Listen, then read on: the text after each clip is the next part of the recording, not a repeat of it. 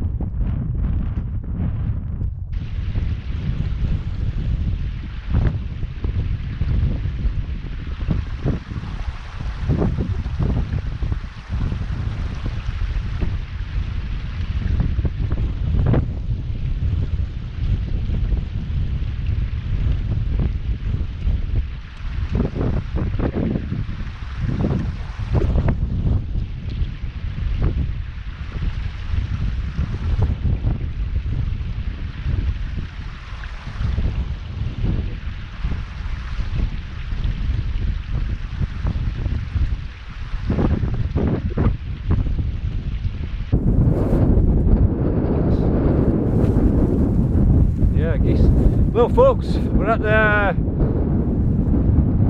where are we? I was going to say we're at the bottom of Loch Chiarain, but that would be silly. We'd be underwater. We're at the foot of Loch Chiarain. I always think this end is the foot and the far end is the head. So anyway, we're skirting round Loch Chiarain. I hope you can hear me. It's going to Hoolie again. So we've had a fairly long hike past Loch Chiarain, then down to Loch Chiarain, and now we're going to skirt the bottom of Loch Chiarain, and then we're going to head inland again down into a wee glen where we might get a wee bit of shelter. So we're still carrying all this weight, but we're going to get the benefit of it tonight.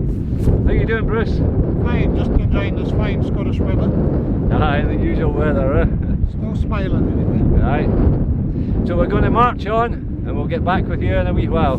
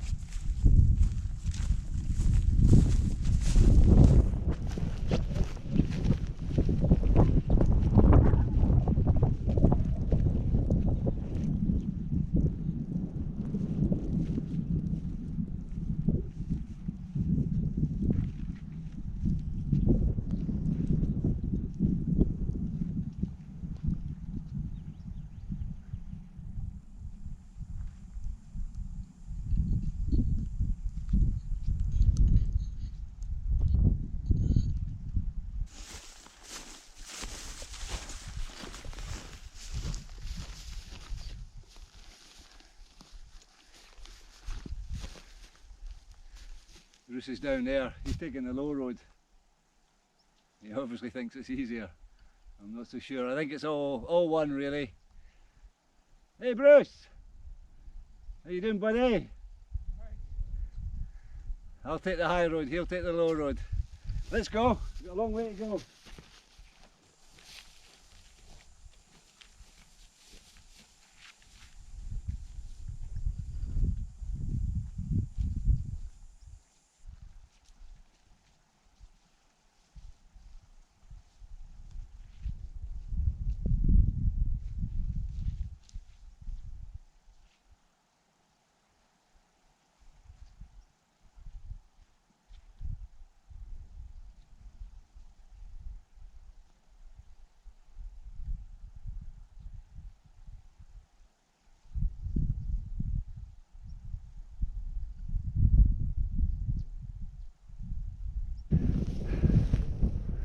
I'm not sure how well you can hear me here.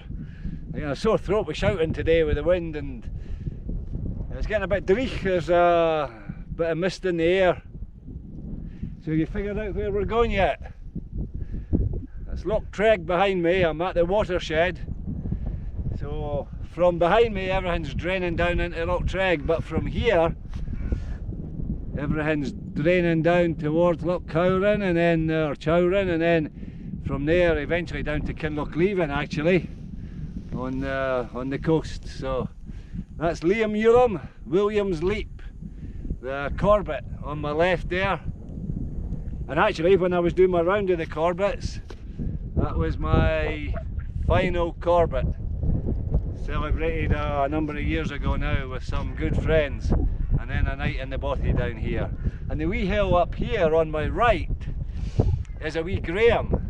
And that's also a hill of some significance for me, because I did a combined round of the Munros, Corbetts and Grahams, and that hill was number 699, and then I had a night in Stoinig Bothy, which is over the other side of that hill.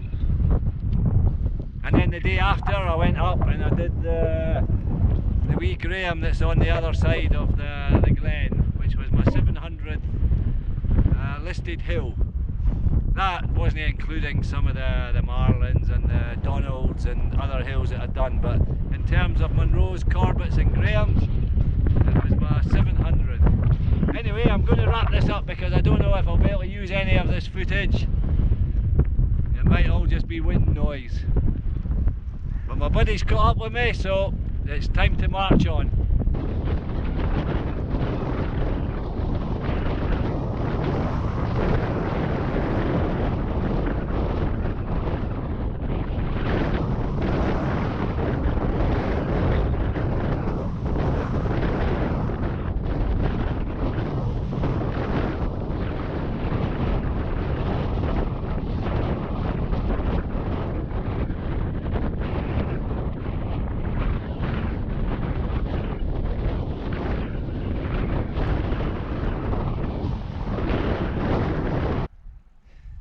So like I say, we're heading towards Chiarain Bothy. I think that's how you pronounce it, C-H-I-A-R-A-I-N.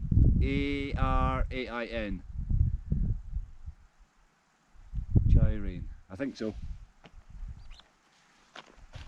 Let me check the spelling now.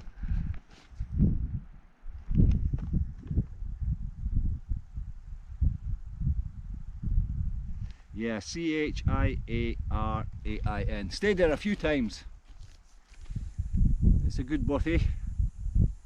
See if we can bring some music to the bothy tonight. How about that? Something to look forward to. So, Leum Uilleim, the Corbett. My last Corbett in the round of the Corbetts. And Ben the Cloik up on the left, which like I said was my 699th hill when I was doing that combined round of Munros, Corbetts and Grahams. So at 699 it's actually pretty near the end. I think it's 724. if you do the Monroes, Corbetts and Graham, something like that. I can't remember the numbers. It's a long time since I finished them, so the numbers don't mean very much anymore. But after doing that 699th, I had a night in Stoinig Bothy, and then, like I say, we did my 700th hill the following morning with a bunch of pals. And we couldn't get across the river, so we had to hike up, and over there there's a bridge up at the end, so we had to use the bridge. Too much water in the river.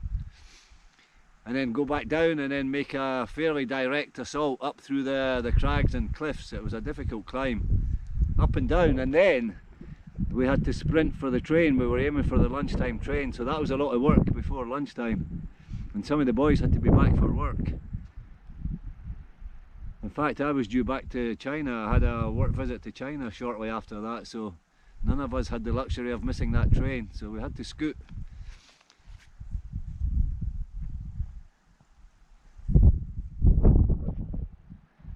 Look, here's Bruce coming, carrying the coal for tonight. How you doing, buddy? Toiling. You toiling, are you? We're getting there. You want to say hello to the folks, or Hello. no, no. Hello. Oh, he says hello. I thought he said no. Right, I'll switch the camera off. Let Bruce have a drink of water, and then we'll get down the track. It's not far now. Another 50-60 kilometres, Bruce. It's about another 2 or 3 kilometres. It's not far.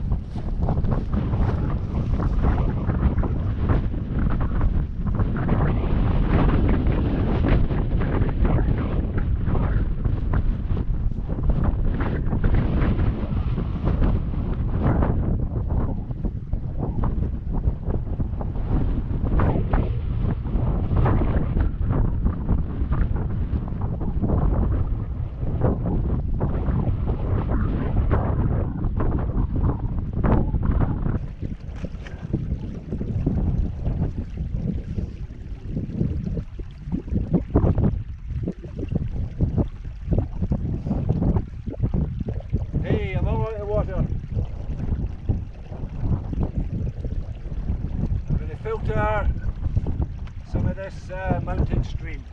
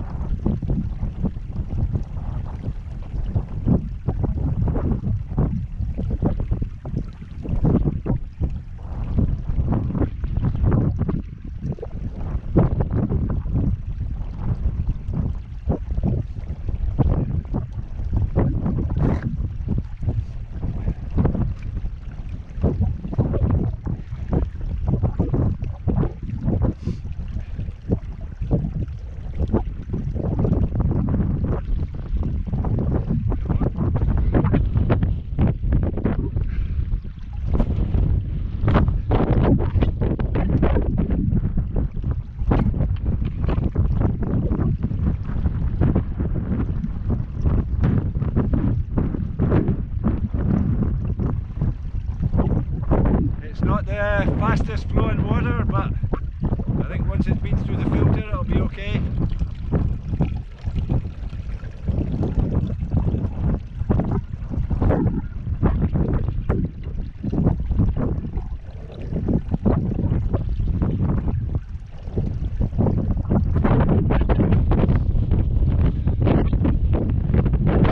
It's not far to be able to get a brew on when I get to the Bothy. I just need a drink just now.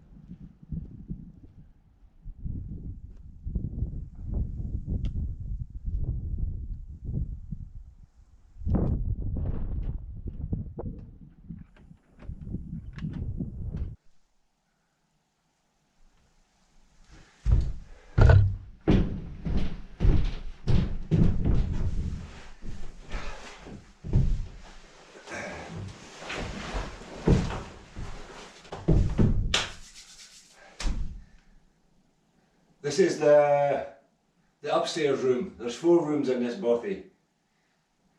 The fireplace in this room is generally better. And we packed in a lot of coal, a lot of kindling, a few logs. So we're going to get the benefit of it, so we want a good fire. Bothy's empty, nobody else here, got a place to ourselves. It is 6:15 at night. I kind of somehow doubt we'll see anybody else. But if they do come along, they're welcome and they can join our fire. Listen to the tunes. I just hope they're not here for a quiet night if they do come. They're going to get a night of bagpipe music. You're probably wondering what I've had in that huge rucksack that I've been lugging around with me all day. Well, I've got surprisingly little in that rucksack, to be absolutely honest. I've got my sleep system, I've got a basic cook system, I've got a wee bit of food, I've got a whole stack of camera gear, and I've got this.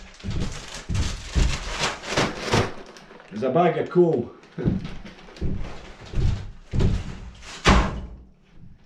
Crazy. We spend a fortune on lightweight hiking and camping, climbing gear.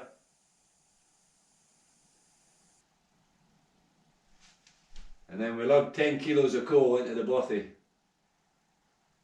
It makes for a hard shift, quite tired.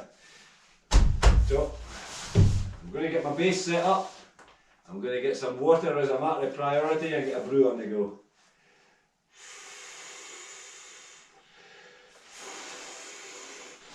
If you're wondering about Bruce, he's downstairs. He's just not made it up the stairs yet. You alright down there?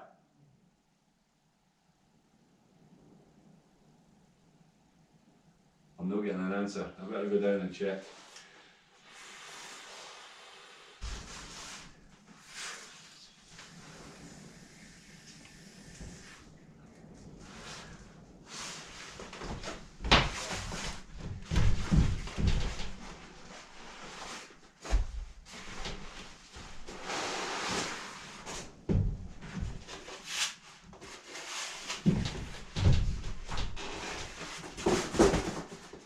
That adds quite a lot to the bulk in the sleeping bag, but it doesn't add any weight, feather light.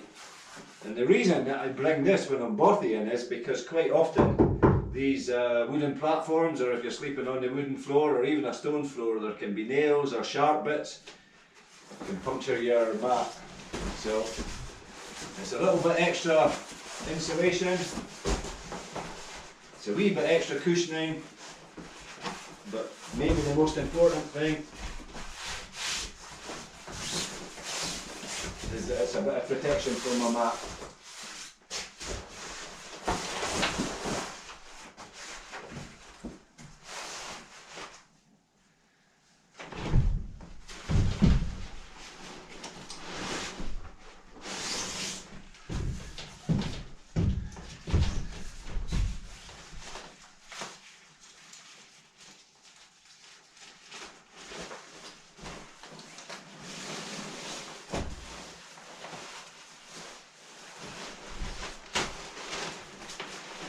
Get this out as early as possible so it can loft up. I'm sure the heat of that fire will help these feathers in there loft up nice and comfy. That's basically my sleep system.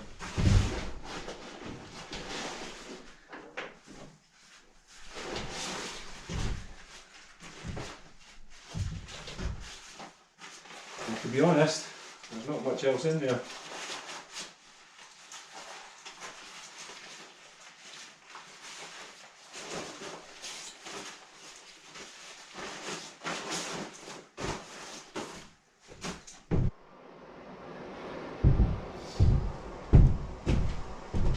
So you made it, Bruce? I made it. What's this you brought with you? Yeah. Bloody bag of coal. Jesus. What he's not telling you is he threw it in a river halfway. And it wasn't just an ordinary river, it was in a ravine. Aye. And it bloody floated. It didn't even sink. I went down and got it. He's not getting off that lightly. You got some pasta on the go there. Come on, I'll show you what I'm cooking for my dinner.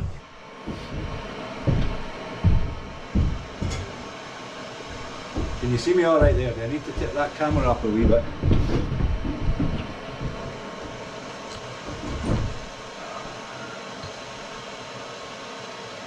Up you come. There you go.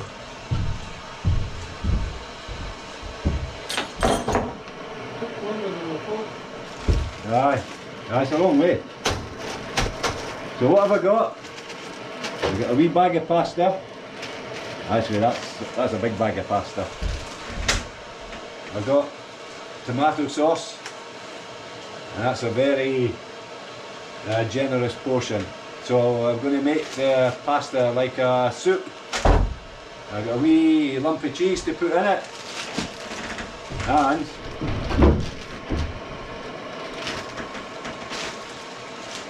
got some mushrooms. I've got 3 bits of asparagus,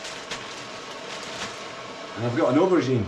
It's not the normal thing you might bring into a bothy, but it was the veg that was left in the bottom of the fridge, and I like my veggies. And I got a tiny wee amount of olive oil. So I'm going to do a wee stir fry with my veggies. Pasta with a nice sauce, so a soupy pasta. I've already got my tea on the go, I'm happy man. I like my cup of tea after a long day in the hills. And I just get that, get my kettle come cooker, come pan heated up, and throw that pasta in. Give it a wee stir, got a spoon somewhere.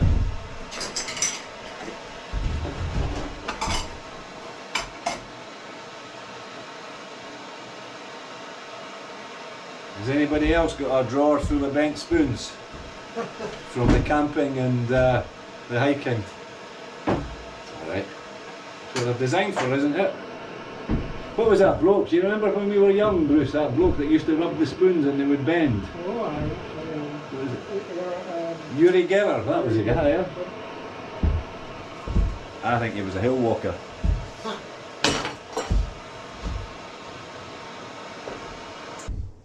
Well, that's my first course done.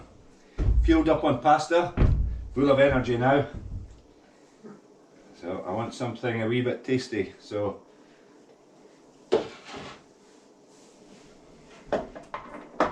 oops. I'm going to do some stir-fried vegetables. what you got, Dave? I've got aubergine, mushrooms, and some asparagus, and then I just pop them in here, stir them round a wee bit. Actually I'm going to do it in 2 halves. My pot's a wee bit small.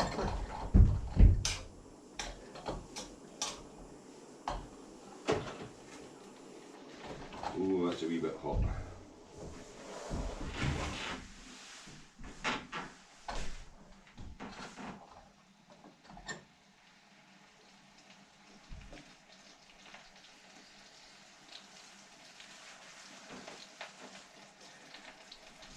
Keep a wee bit of oil for the second half.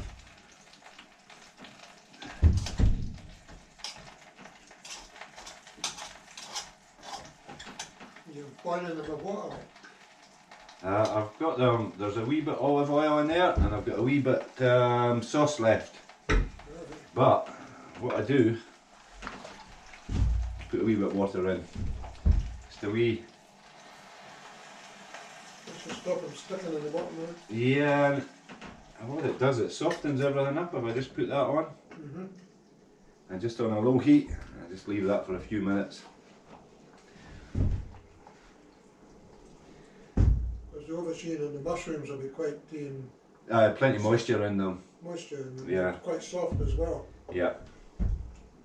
I would say weeks maybe. No, and actually, you know, carrying stuff like that into the bothy, it's light. Yeah. It's a fair bit of bulk, but you see the size of the rucksack, a huge rucksack. So, Yeah. well, basically, what I had a sleep system. I've got my sleeping bag and 2 sleeping mats. I explained earlier the reason I've got the second sleeping mat is to stop the air inflated one getting a puncture when you're in a bothy, because quite often there's nails or screws, or even if it's a stone floor, there's sometimes sharp bits. Yeah. So we've got a sleep system there. The cook system, that is it. I've got a titanium cup, titanium kettle, I've got 1 container of gas, and I've got a wee pocket rocket. And I've got my water bottle and a water filter. What else am I carrying? The clothing, I've pretty much got it all on, but I've got a shell there as well. I've got Gore-Tex trousers and jacket. Difficult to go outside in Scotland without that. Yeah.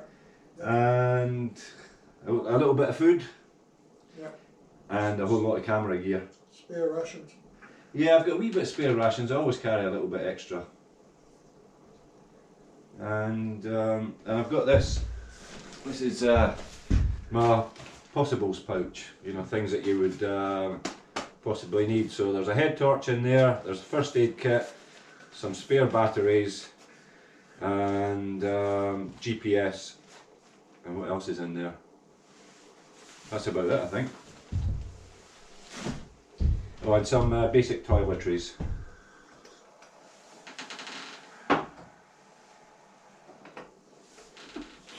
Stop looking, keep the moisture in.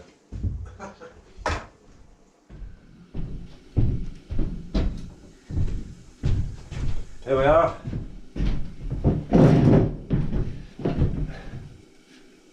Bruce had a hard shift today, so I gave him some of my vegetables. He's got a wee stir fry going as well. Right. So that's mine, it's done. Can you see that? Aubergine. There's my asparagus. And what else is in here?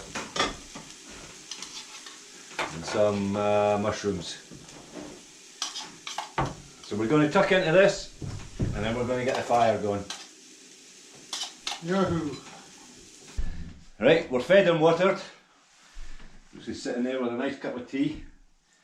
I'm going to get this fire on the go. Nothing fancy, no bushcraft here tonight. I'm just going to Get the firelighter going. It's a bad job when you can't light a firelighter, huh?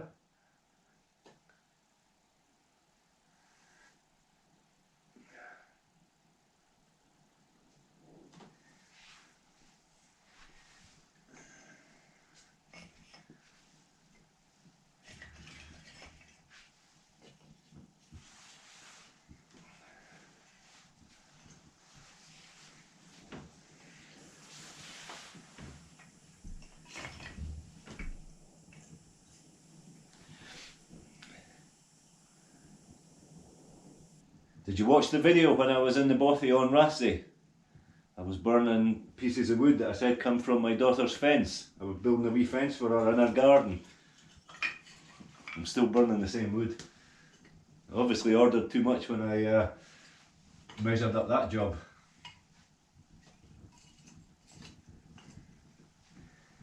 There we go. Did you walk Callum's Road when you're on Rassie? Aye, we did indeed, Right. yeah. Did you whistle the tune? Well, I think I remember you saying to me once, a long time ago, Bruce, when we were talking about different instruments in China, I said, could you get a tune out of that? And Bruce says, Dave, I can get a tune out of anything. And then he paused for a moment and he said, except you. I think there's truth in that. So I maybe whistled it, but whether it was recognisable as Callum's Road or not, I'm not very sure.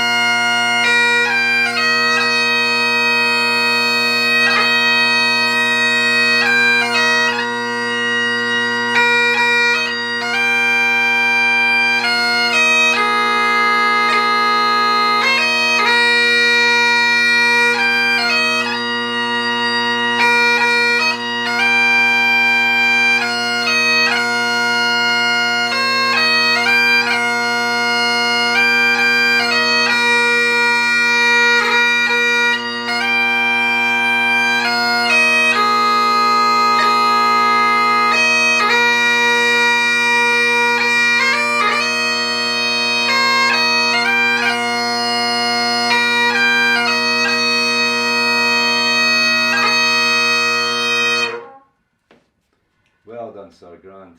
That's Sands of Kuwait. That was written after the first Gulf War, 91. Ah, right, so that's a relatively new tune, yeah? That's written for the regiment because we were involved in the Gulf War. Uh-huh.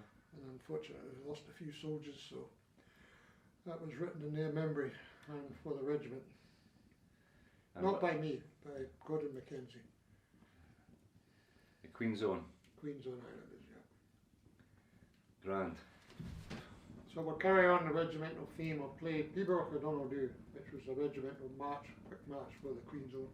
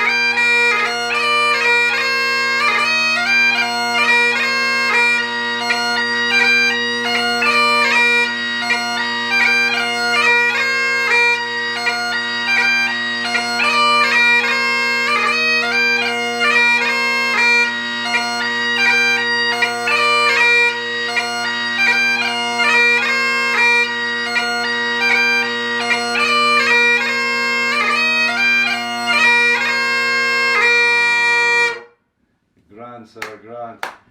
I'm just thinking, I was smiling there when you were playing that, and I was wondering, that's a quick march.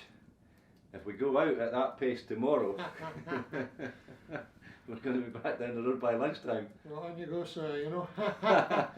I'll be going a slow march. Grand. Okay, so, right.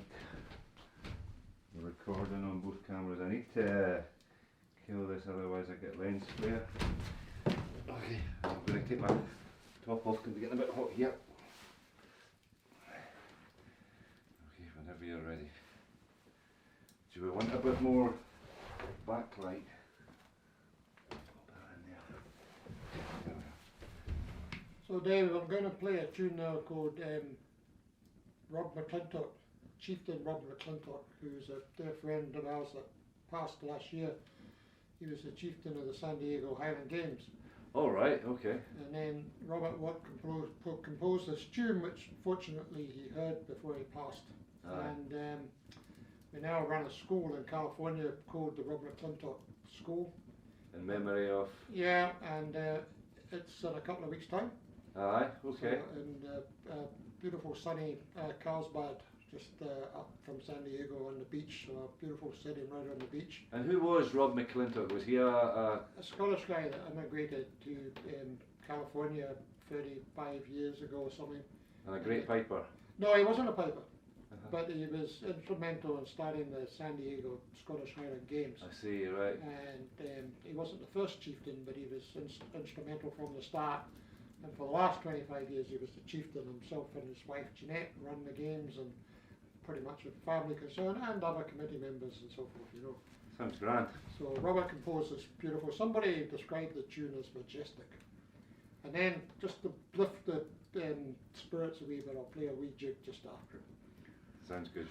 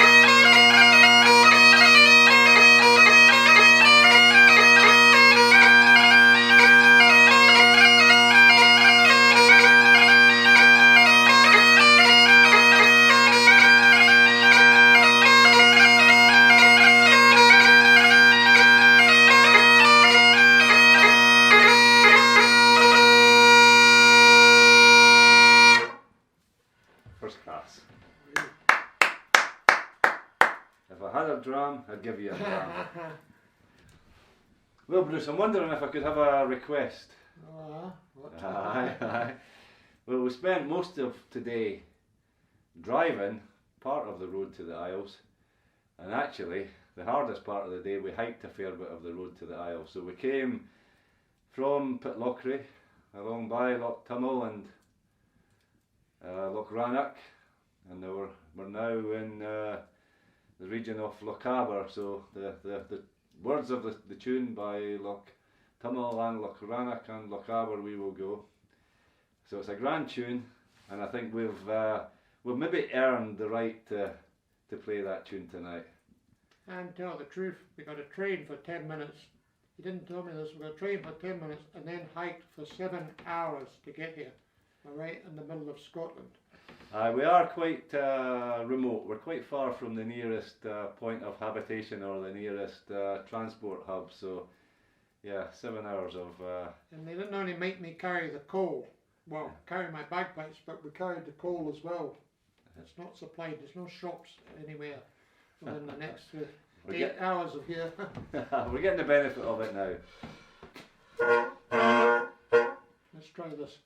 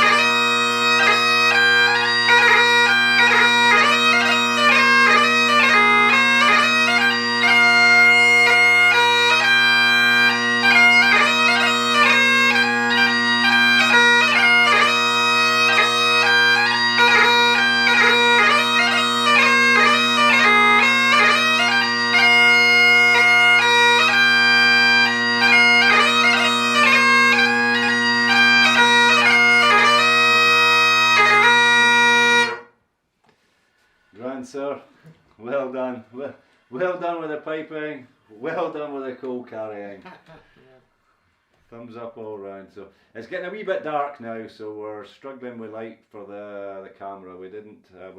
We've got some backlight from the fire and the candles. I don't know that you can see us very well. We are still here, and if you can't see Bruce, you can certainly hear him. So I'm going to turn the camera off for a wee while, and Bruce and I are going to have a catch up. We're going to have a blether. It's a while since we had a bit of a get together, and we'll get back with you later. So thanks for watching, folks, and we'll speak to you soon.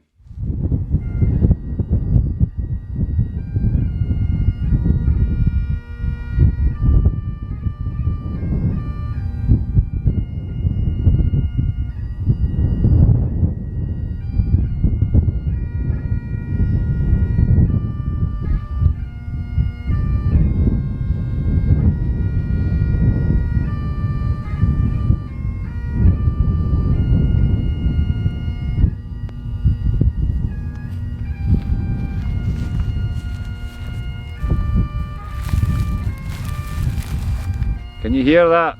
Is the microphone picking it up? My buddy Bruce piping in the bothy in a Highland Glen on a May evening. It's just grand bringing music back to the glens, bringing life back to the glens.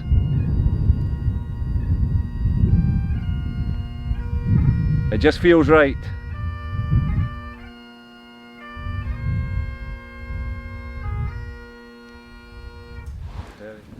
Morning, folks. Good morning.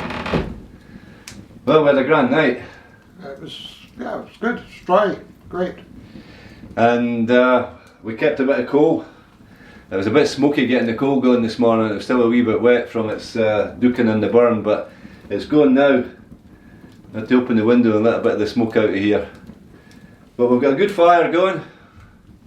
Coffee on the go. We've had our breakfast.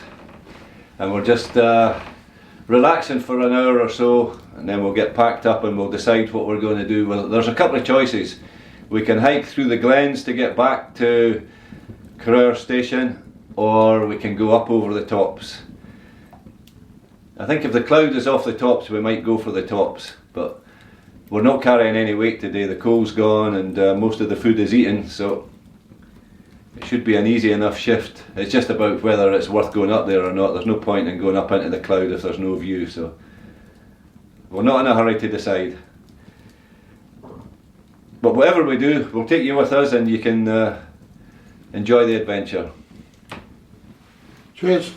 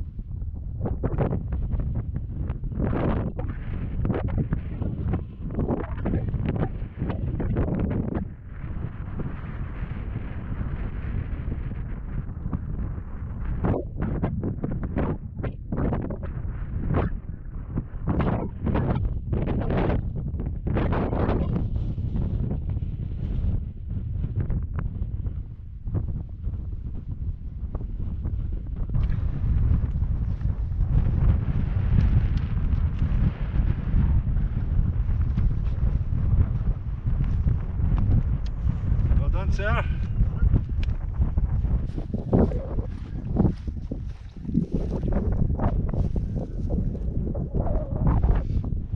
I've left Bruce to go down the ridge on his own. It's easy enough, you can't get lost. And the day's getting better and better, so very shortly I'll have a view down into the glen, the same as me. Still a wee bit windy, so I'm shouting. Leum Uilleim, I thought I'll revisit an old pal. I thought I'll go up and scramble up to the summit, enjoy the view from up there, and then I'll pick one of the ridges. It's a horseshoe. I'll pick one of the ridges to descend back down to Corrour. I've got enough time to catch the train.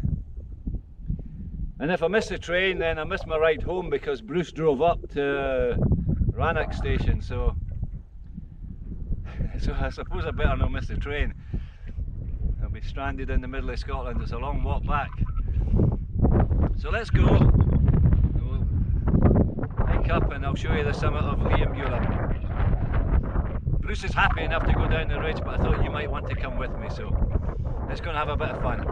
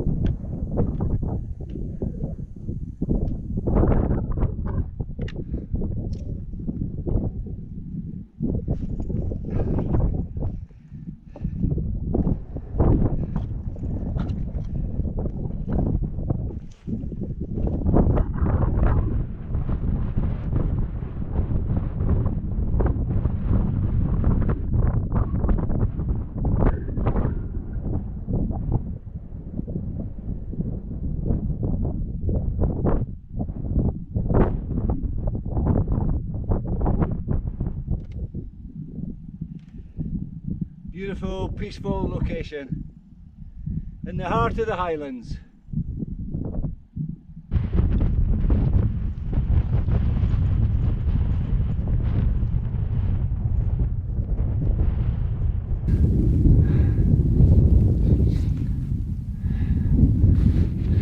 Well folks, it's a bit warmer down here.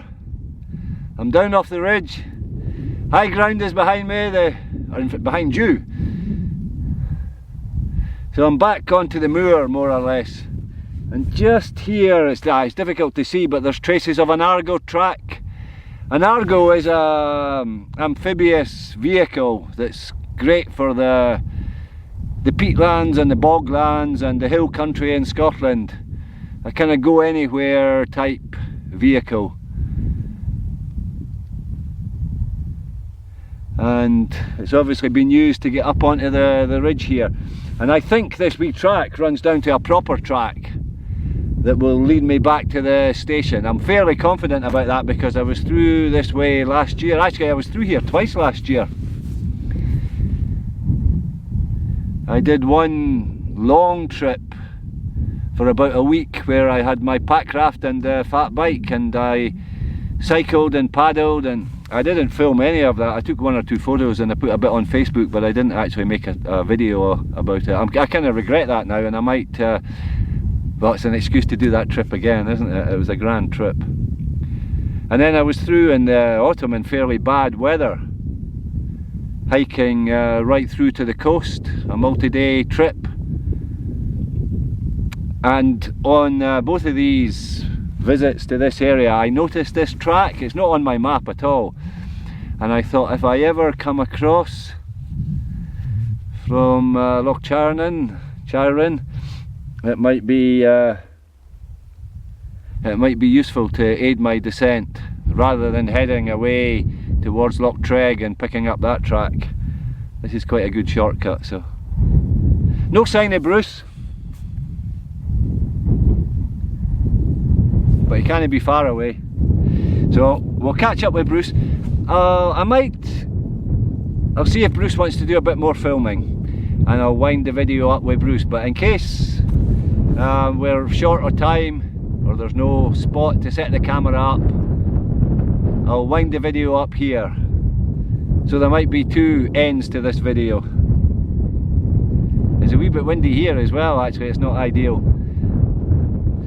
But I really appreciate the views,